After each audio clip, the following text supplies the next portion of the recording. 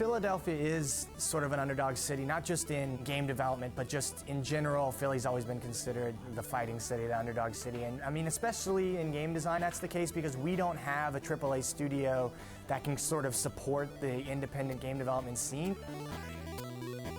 Some people say, they wish Philly had a AAA studio, but over time we've come to accept that, we don't have that and we have to make our own way.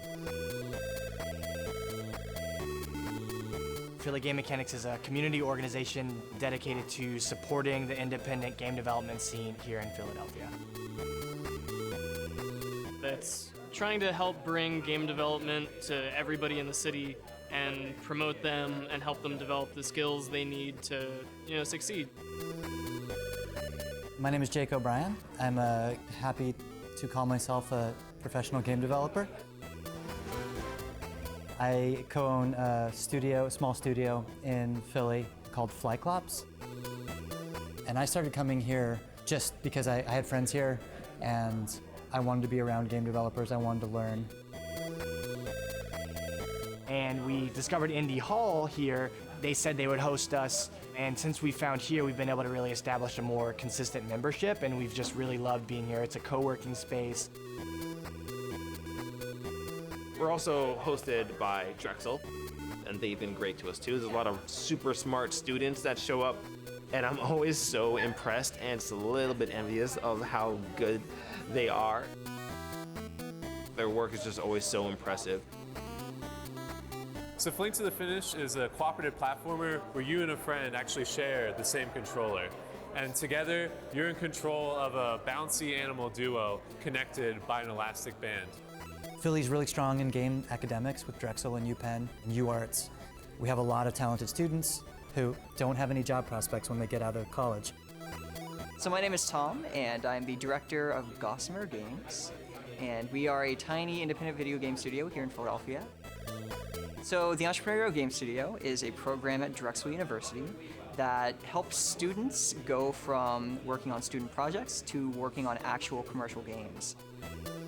So they provide lab space, resources, and so taking it from as an artistic project to something for the actual commercial market, and just gives them the resources to do that. I think the promise of Philly's future is to get those talented students, like has happened with Gossamer Games, to set up shop here and start making games independently. So we formed in 2015. We are hiring for a community manager and a Unity developer. So looking to start expanding a little bit, we're starting to become a little bit more established and be established here in Philadelphia as a game development studio. All right, so this is our game, Soul. In the game, you play as a tiny ball of light in a world with no light. We have such an amazing academic program for creating games here in Philadelphia. That's how you know it's proof. Games. It's running on mobile. But there isn't a job market here in Philadelphia, which is incredibly frustrating. Having a community where you can just bounce ideas off each other and share the things that you're learning is so important. And we come to Game Mechanics because Philly is a really small community and it has a really awesome dev community that no one really knows about. I think that's one of the reasons Philly Game Mechanics is important to this, because we're banding together and collectively helping each other get past those challenges. You can see the before and after. Philly has one of the strongest indie game scenes. We meet multiple times a month. We have a monthly game jam. So you're gonna make it on time? No, for sure not. But at the very least, we have a base for a game that we're working on that goes beyond just this jam. So at least I'd like to believe that. The game jams are a staple in our community. Someone announces the theme, and then you have 2 weeks to work on that jam. I decided in the last hour to make a game, so this is the product of an hour, but I still need the next half hour to actually make something that's actually a game. We jam every month, and when we say every month, we mean every month. It's been every month for several years now. You know, the camera makes something like, I have to have my intense coding face. Exactly, man. You can do analog games, digital games. Oh, diamonds! Oh, diamonds! Oh, my! People from all sorts of different backgrounds show up. We have programmers, artists, musicians. They vary in theme, they vary in topic. And it's actually kind of bizarre. You're very much in the uncanny valley the whole time. I was watching a lot of Olympics, thinking a lot about how sports are designed as games and what their objectives are, what their win conditions are, so we decided to do a sports jam where people are trying to invent their own sports or represent sports that already exist. So you can only move when the player with the ball moves. Really out-of-the-box things show up at the jams. I think we'll see a lot of that at the sports jam because we're all kind of like nerdy people who don't really play sports, so. Your AI is just like, la la la. We have been thinking about wanting to do a hack and slash game for a while now.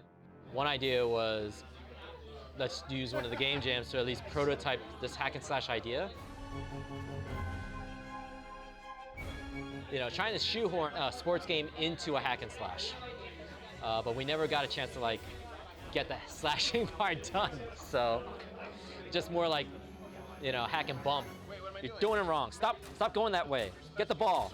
Get the ball. Get the ball. Get the ball. How do I get it? You just have to bump into it. And then at the end of 2 weeks, we come together. We have a small showcase. People come around, they play the games together, and then we give a plaque to the audience winner, or whoever makes the best game. Gold, bronze, and silver medals here. The bronze medal goes to War Zero and off to the races! Woo! There have been Game Jam games that have gone on to do really, really cool things. The tallest, so then we'll take a picture. Turn around. Games have gone on to festivals like Indy Hall. Games have gone on to, app stores like the iOS App Store or the Google Play Store or Steam, and have done well. Out of here. It's all about area denial and Yeah. You made this in like 3 days? No, 3 hours. Oh, 3 hours? Yeah. So this is called slap a ball. You're just smacking the other player or the ball into the goal.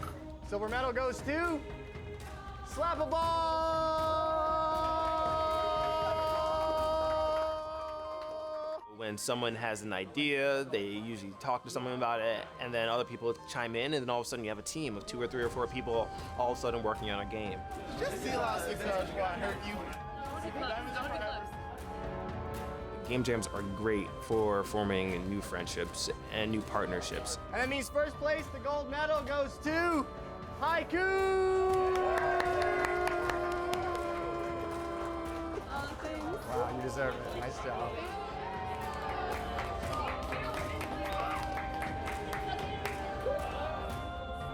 the other thing we need to do is get like a better screen wrap and cover this. Recently we built the Phillytron, which is an arcade cabinet to house some of these games.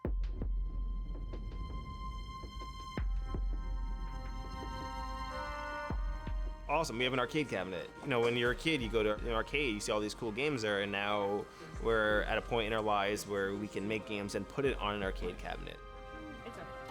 And the Phillytron itself travels around to different conventions, so it's a good way to give developers who maybe don't have a chance to travel and showcase their work to get their games and their names out there.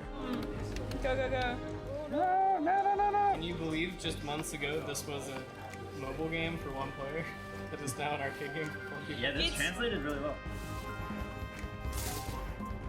It's really cool that Indy Hall will let us keep the Phillytron here, so people are playing our games all the time.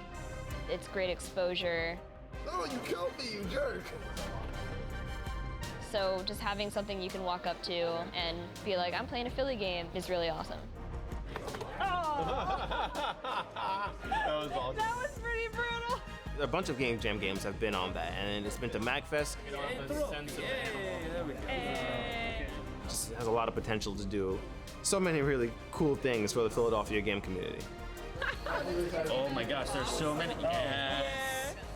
You did it. You figured out how to play and then you won. Yeah. I know how to play the game. So our Patreon is really the main source of income for Philly Game Mechanics. It is funded by the amazingly supportive members of the Philadelphia indie game community. It's not easy at all to organize this many people to come to meetings every week, and it's not easy to find space that'll host us. All of this requires funds, and Patreon is our main way, our only really revenue source in Philly game mechanics to rent space and to hold all these awesome events. We want to have more showcases, get people in Philadelphia excited about Philadelphia developers, and then after that, world domination, just keep it going. Patreon is really the only way we can do that, and it's a huge help. Any amount every month that people can contribute, and it's a great way to know that you're really supporting the Philadelphia independent game design scene. Please support the Patreon. Please come to our meetups. We love meeting new people. Do a game jam. We'd love to meet you.